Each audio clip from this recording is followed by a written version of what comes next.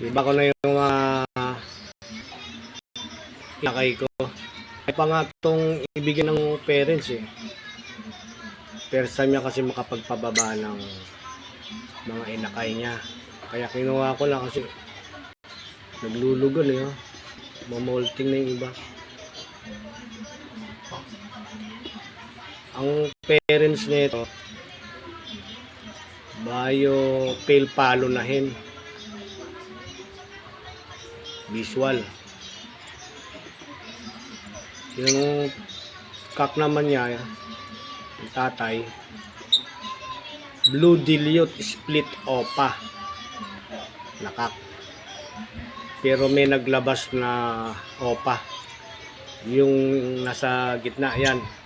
Tingin ko hen yan. Pero itong dalawa na to, yan, mga kakyan, yung dalawa na yan. Pero ito maputi ulo, ito. Ang ganda niya, oh. Naglabas ng opa.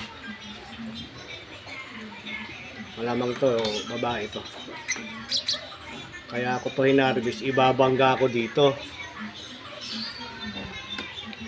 Sa mga par blue. Isa lang ang dilute dyan, yan, oh. Dilute. Blue Dilute Opa yan. Yan. Tapos yung tatlong par blue, lamang ang hen dyan eh. Kaya maganda yan ang magbanggaan. Ito, tsaka yan. Sigurado magandang ilalabas yan.